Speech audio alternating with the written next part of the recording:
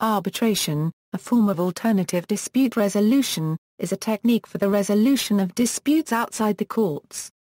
The parties to a dispute refer it to arbitration by one or more persons, and agree to be bound by the arbitration decision. A third party reviews the evidence in the case and imposes a decision that is legally binding on both sides and enforceable in the courts. Other forms of ADR include mediation and non-binding resolution by experts. Arbitration is often used for the resolution of commercial disputes, particularly in the context of international commercial transactions. In certain countries such as the United States, arbitration is also frequently employed in consumer and employment matters, where arbitration may be mandated by the terms of employment or commercial contracts. Arbitration can be either voluntary or mandatory and can be either binding or non-binding. Non-binding arbitration is similar to mediation in that a decision cannot be imposed on the parties. However, the principal distinction is that whereas a mediator will try to help the parties find a middle ground on which to compromise, the arbitrator remains totally removed from the settlement process and will only give a determination of liability and, if appropriate, an indication of the quantum of damages payable. By one definition, arbitration is binding, and so non-binding arbitration is technically not arbitration. Arbitration is a proceeding in which a dispute is resolved by an impartial adjudicator whose decision the parties to the dispute have agreed, or legislation has decreed, will be final and binding. There are limited rights of review and appeal of arbitration awards.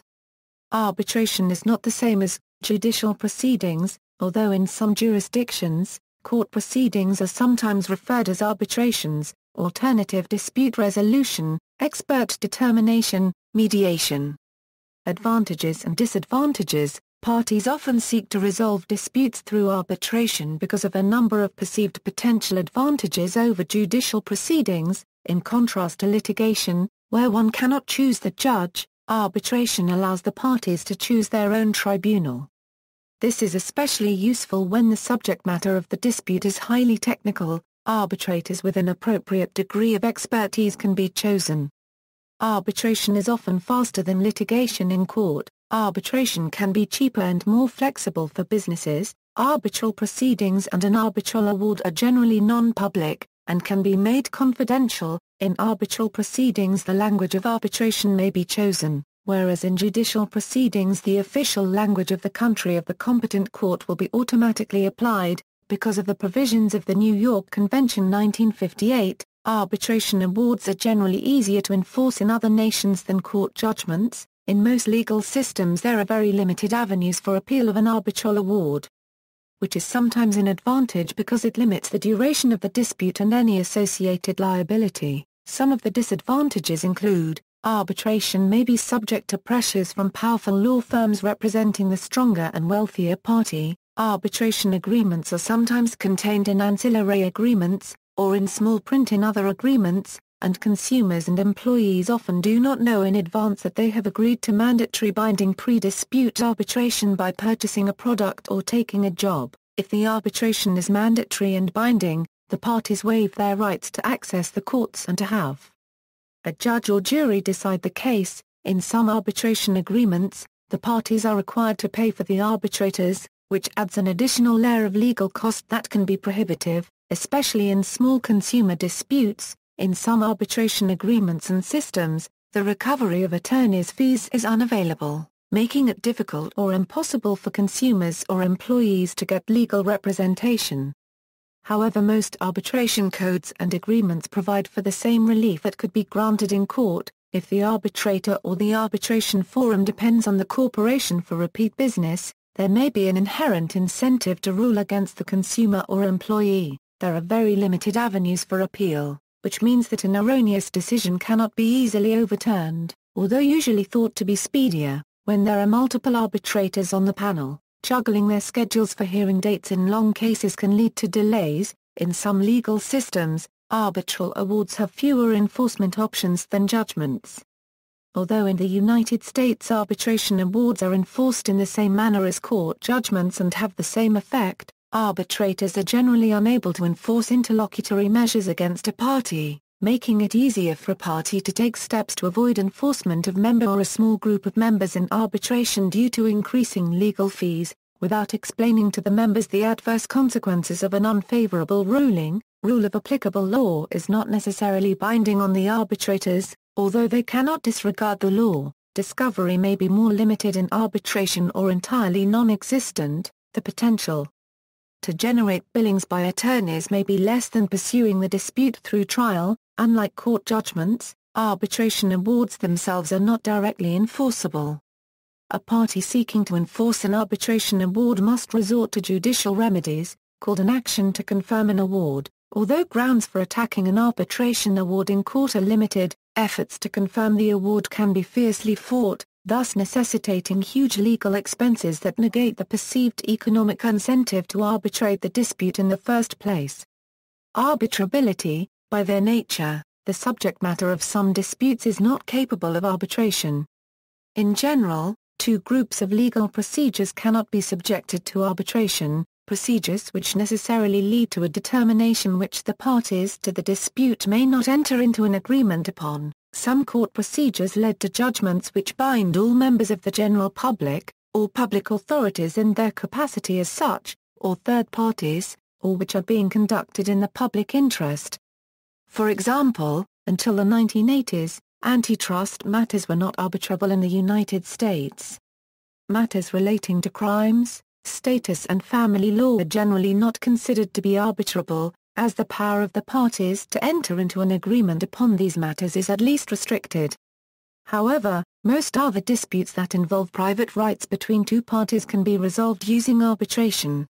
In some disputes, parts of claims may be arbitrable and other parts not. For example, in a dispute over patent infringement, a determination of whether a patent has been infringed could be adjudicated upon by an arbitration tribunal, but the validity of a patent could not. As patents are subject to a system of public registration, an arbitral panel would have no power to order the relevant body to rectify any patent registration based upon its determination. Some legal orders exclude or restrict the possibility of arbitration for reasons of the protection of weaker members of the public, for example consumers. Examples: German law excludes disputes over the rental of living space from any form of arbitration, while arbitration agreements with consumers are only considered valid if they're signed by either party, and if the signed document does not bear any other content than the arbitration agreement. Arbitration agreement. Arbitration agreements are generally divided into two types: agreements which provide that, if a dispute should arise, it will be resolved by arbitration. These will generally be normal contracts, but they contain an arbitration clause. Agreements which are signed after a dispute has arisen, agreeing that the dispute should be resolved by arbitration. The former is the far more prevalent type of arbitration agreement. Sometimes, legal significance attaches to the type of arbitration agreement. For example, in certain Commonwealth countries, it is possible to provide that each party should bear their own costs in a conventional arbitration clause, but not in a submission agreement. In keeping with the informality of the arbitration process, the law is generally keen to uphold the validity of arbitration clauses even when they lack the normal formal language associated with legal contracts. Clauses which have been upheld include, arbitration in London, English law to apply, suitable arbitration clause, arbitration, if any, by ICC rules in London. The courts have also upheld clauses which specify resolution of disputes other than in accordance with a specific legal system. These include provision indicating that the arbitrators must not necessarily judge according to the strict law but as a general rule ought chiefly to consider the principles of practical business, internationally accepted principles of law governing contractual relations. Agreements to refer disputes to arbitration generally have a special status in the eyes of the law. For example, in disputes on a contract, a common defense is to plead the contract is void and thus any claim based upon it fails. It follows that if a party successfully claims that a contract is void, then each clause contained within the contract, including the arbitration clause, would be void. However, in most countries, the courts have accepted that a contract can only be declared void by a court or other tribunal. And, if the contract contains an arbitration clause, then the proper forum to determine whether the contract is void or not, is the Arbitration Tribunal. Arguably either position is potentially unfair. If a person is made to sign a contract under duress, and the contract contains an arbitration clause highly favorable to the other party, the dispute may still refer to that arbitration tribunal. Conversely, a court may be persuaded that the arbitration agreement itself is void having been signed under duress. However, most courts will be reluctant to interfere with a general rule which does allow for commercial expediency. Any other solution would be self-defeating. Comparative law: nations regulate arbitration through a variety of laws. The main body of law applicable to arbitration is normally contained either in the National Private International Law Act or in a separate law on arbitration. In addition to this, a number of national procedural laws may also contain provisions relating to arbitration. United States. The Federal Arbitration Act of 1925 established a public policy in favor of arbitration. For the first 6 decades of its existence, courts did not allow arbitration for federal statutory claims through a bright line known arbitrability doctrine, but in the 1980s the Supreme Court of the United States reversed and began to use the act to require arbitration if included in the contract for federal statutory claims. Although some legal scholars believe that it was originally intended to apply to federal courts only, courts now routinely require arbitration due to the FAA regardless of state statutes or public policy unconscionability determinations by state courts. In consumer law, standard form contracts often include mandatory pre-dispute arbitration clauses which require consumer arbitration. Under these agreements the consumer may waive their right to a lawsuit and a class action. In 2011, one of these clauses was upheld in AT&T Mobility v. Concepcion. Several arbitration organizations exist, including the American Arbitration Association and JAMS. The National Arbitration Forum also conducts arbitrations, but it no longer conducts consumer arbitrations pursuant to a consent decree entered into in 2009. International history: the United States and Great Britain were pioneers in the use of arbitration to resolve their differences.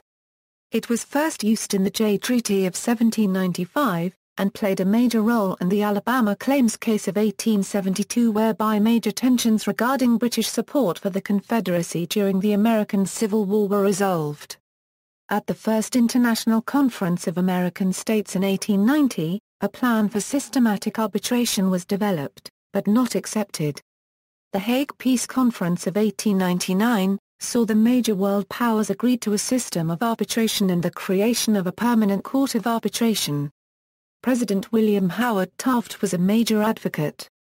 One important use came in the Newfoundland fisheries dispute between the United States and Britain in 1910. In 1911 the United States signed arbitration treaties with France and Britain. Arbitration was widely discussed among diplomats and elites in the 1890 to 1914 era. The 1895 dispute between the United States and Britain over Venezuela was peacefully resolved through arbitration.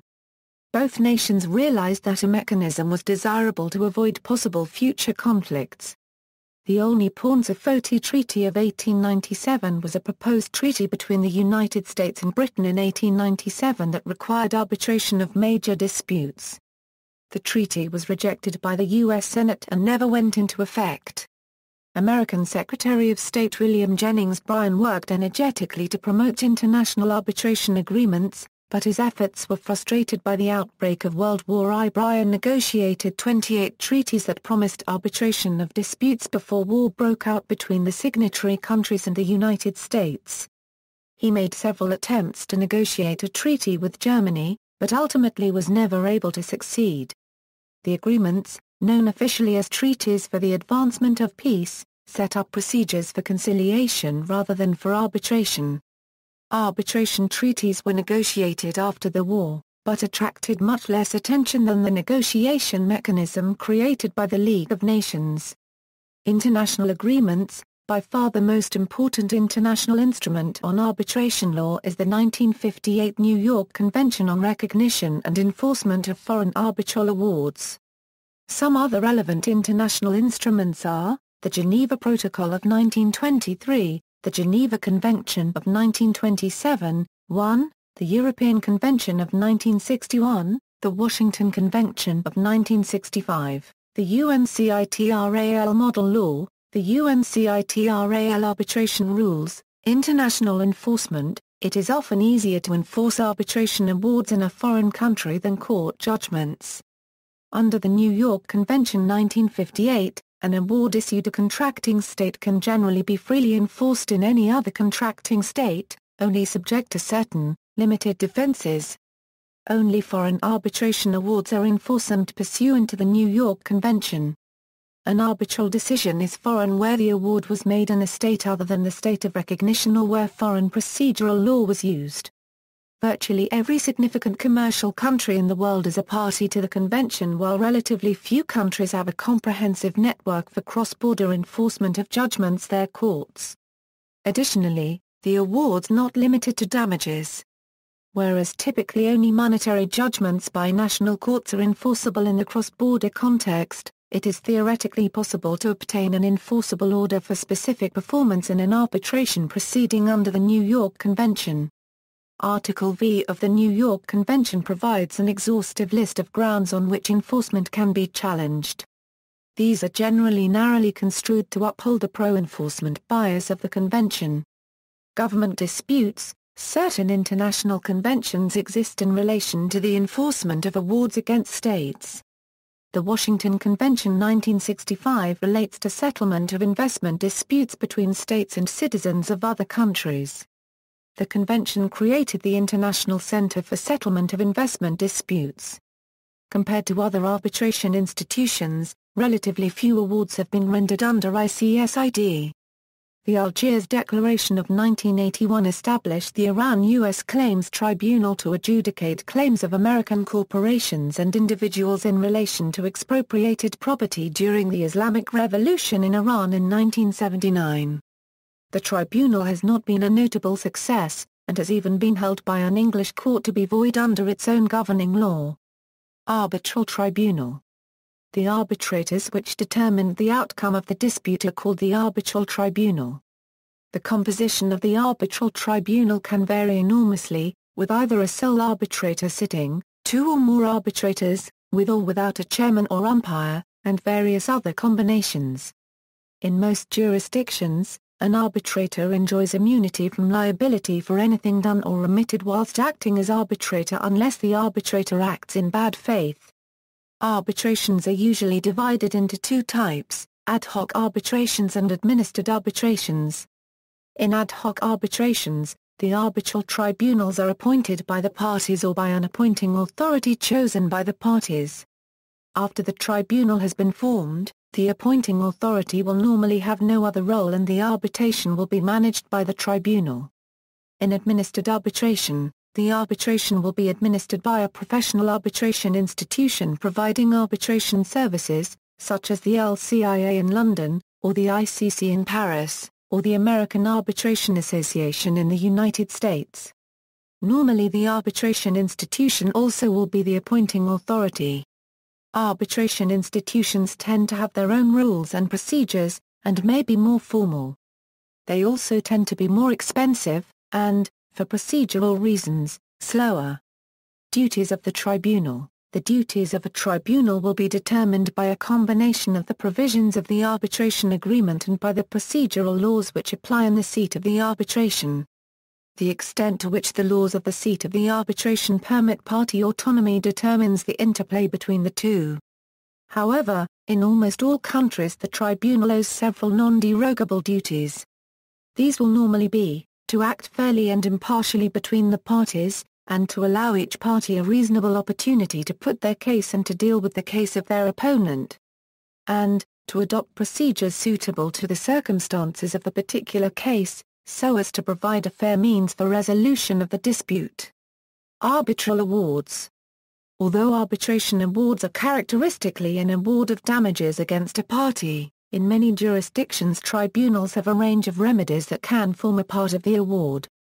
These may include, payment of a sum of money, the making of a declaration as to any matter to be determined in the proceedings. In some jurisdictions, the tribunal may have the same power as a court to, order a party to do or refrain from doing something, to order specific performance of a contract, to order the rectification, setting aside or cancellation of a deed or other document.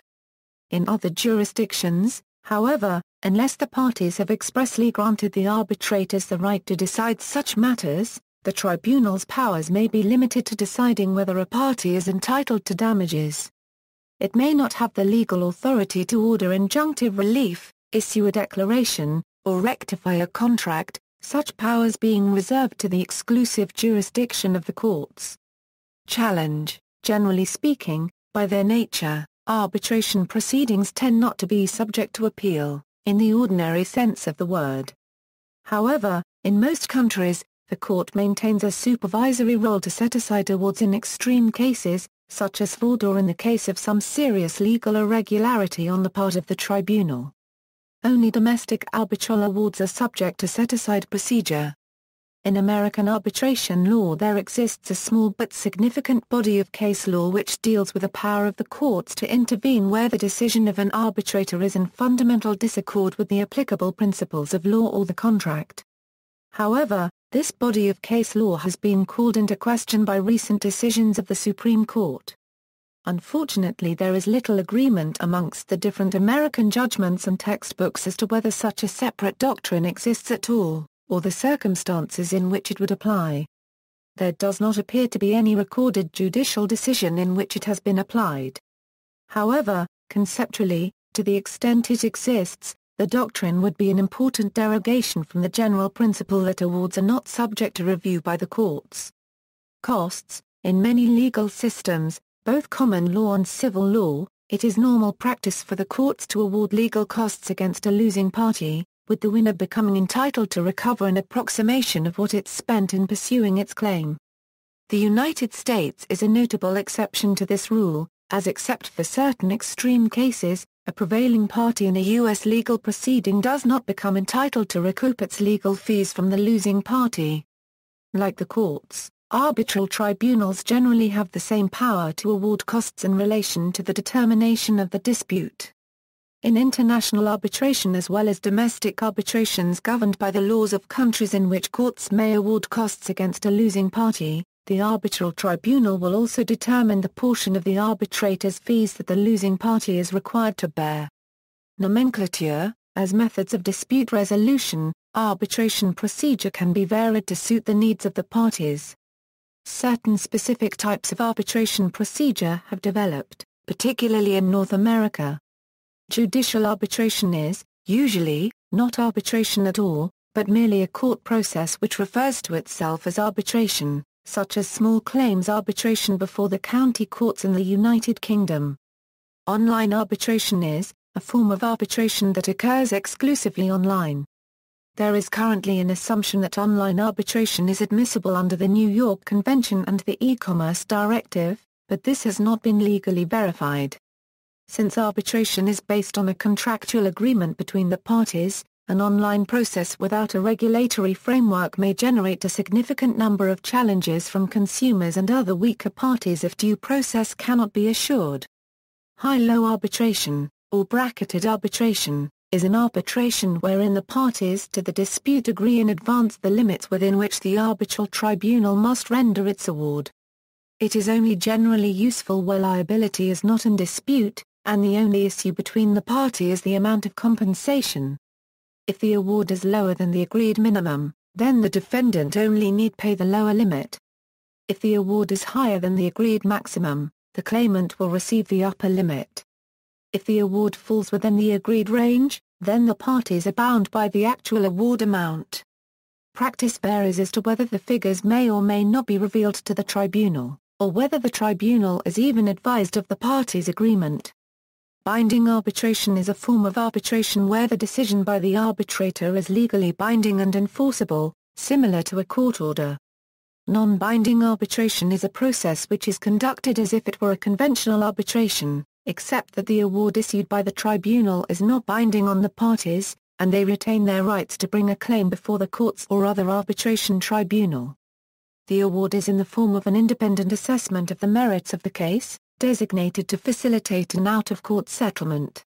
State law may automatically make a non-binding arbitration binding, if, for example, the non-binding arbitration is court-ordered, and no party requests a trial de novo. Pendulum arbitration refers to a determination in industrial disputes where an arbitrator has to resolve a claim between a trade union and management by making a determination of which of the two sides has the more reasonable position.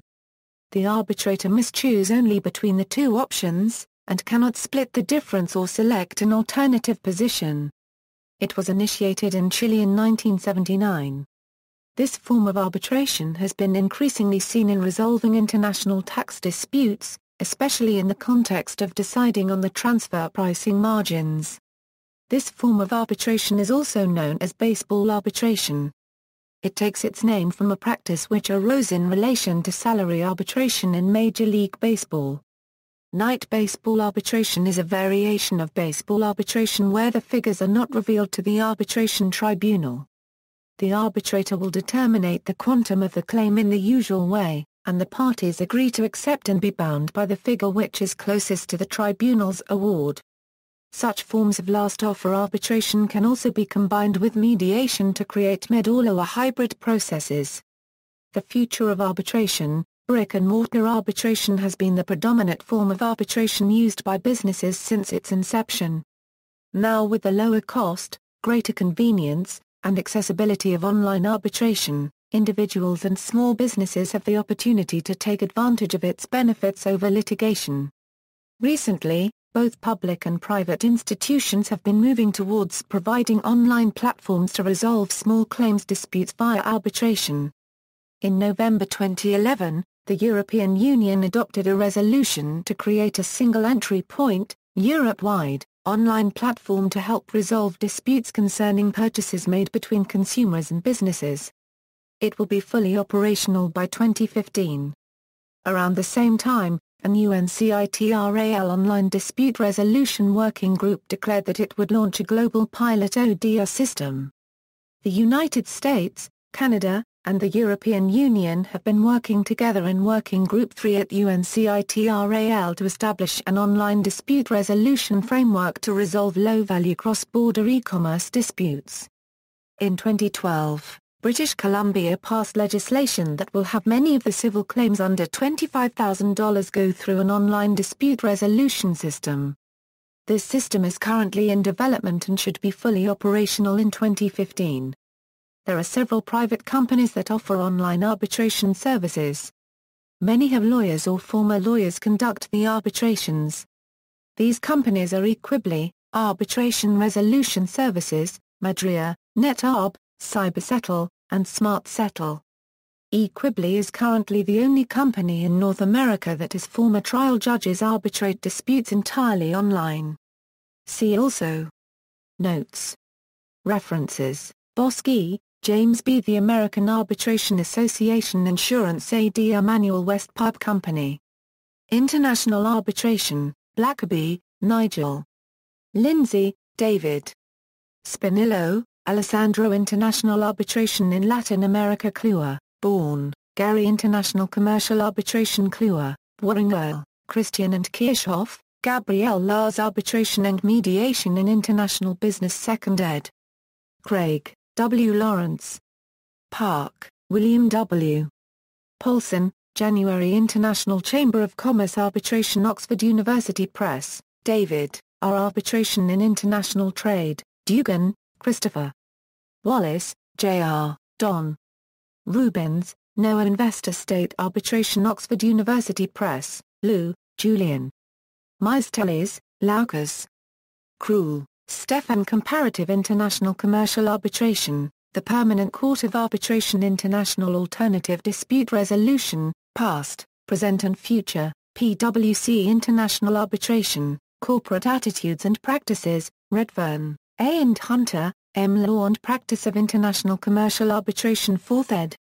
Schreier, Christoph H. The ICSID Convention, a Commentary. Cambridge University Press. Euro, Alexander Stewart, Varady, Tiber, John J. Barcelo, and Arthur Taylor von Meeren. International Commercial Arbitration. 3rd ed. Yves Desolé and Bryant G. Garth. Dealing in virtue, international commercial arbitration and the construction of a transnational legal order, external links, /United States Arbitration Association. The Association for International Arbitration. International Institute for Conflict Prevention and Resolution. Open Source Arbitration System Project. Dispute Resolution and Arbitration at DMOZ. School of International Arbitration. To read actual labor arbitration awards and find arbitrators' resumes at Grand Valley State University. The Arbitration Database. American Arbitration Association. China Arbitration Online and Arbitration Database. Scottish Arbitration Centre. Dispute Resolution Hamburg, Rechtsstandort Hamburg e.V. Chartered Institute of Arbitrators, United Kingdom. The Society of Construction Arbitrators, London.